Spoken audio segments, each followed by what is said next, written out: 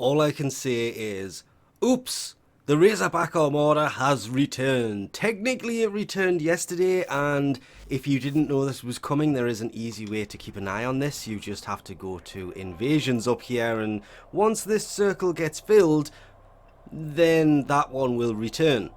The Fomorian, not even halfway full. Razorback has been full since last week, so we kind of knew that this was coming, but where oh where is Razorback turning up this time?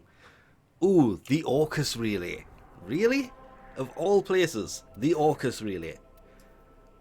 There it is. You will need to build 3 of these, meaning you're going to have to find some cryptographic ALU to do this. These things, well, sadly they drop from Archwing missions. And one of the best places to go and do this is right here. Put the cipher in your gear, leave the lobby at open, and just jump straight in. These missions are actually ridiculously easy when things work the way they're supposed to. All you have to do is kind of keep an eye out for the bursars that will spawn along the way, and of course the hyena pack, because they will both be spawning here, and they used to be fairly hard to take out, but during these they are actually pretty easy. Not such a problem, they're just there to distract you from what you are supposed to be doing, which is, yeah, this is also great for taking out Xmas enemies, but not even kidding, that is how hard it is to get to the start of the mission. We're literally right there. I kind of didn't expect that. I thought it was a further distance away from where we started, but you're not coming in, your name's not on the list, neither are yours. 3. Fine, I left. In we go. And Razorback, who is basically just a more heavily armoured jackal, will spawn. Now, shooting him is a waste of time, it doesn't do any damage. What you need to do is jump up there on either end, because the same terminal's on the other end. Hack that, spawn a bursar, take out the, hack the bursar, which it will not let me do for some reason. And the bursar will go over, put it into a knockdown state. Yeah, it helps if you actually move, Mr. Bursar. Mrs. Bursar. And the jackal will go down. Then shoot it until you can shoot it no more. Rinse and repeat until Razorback goes down. Why literally. Jump back up. Disable security. Auto hacks for the win. Take out the bursar, hack a bursar, if it will let you. Siphons for the win. Taking out all little enemies along the way, and then get annoyed because that happened. Yeah? Why? Okay. Come on, take it down. I know it just stood back up, but you're... Okay, now there's 2. Down it goes. Shoot. Do some damage.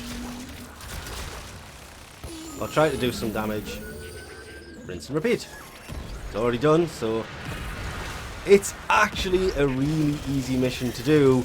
You just really need to have the right weapons to do this. Beam-based weapons, they'll work, but they're just not as effective. And all you've got to do is this 3 times, taking out all enemies along the way, because taking out the 100 Xmas enemies. Nightwave challenge this week. Already done, but still. And it's that easy. Do that 3 times. Easy rewards. But as you can see from the end of this, you will get the Gorgon Wraith parts from this, as well as other things. Like the 120% puncture mod for shotgun, rifle, pistol, and melee. As well as the, best way I can put it, heat and status chance mods for the arc gun and arc melee. I could have sworn he dropped more.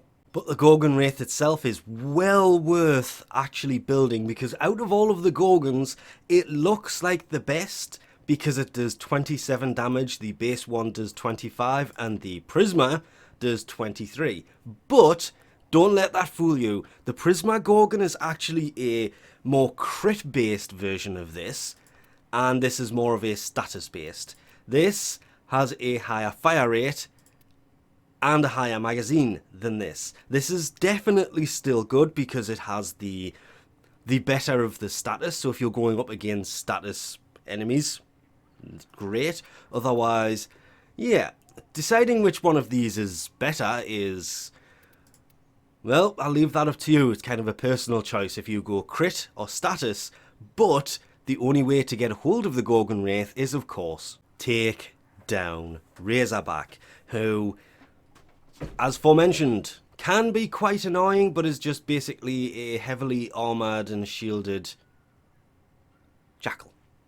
And with that, all 3 Razorbacks destroyed upon finishing the 3rd one. Once you come out, there's your free orokin catalyst and 200,000 credits for actually doing this. It takes probably 10 minutes to do all 3 missions. It's around for 4 days. It's basically a way of getting the Gorgon Wraith, the dual stat heat mods, the 120% puncture mods, and a weapon.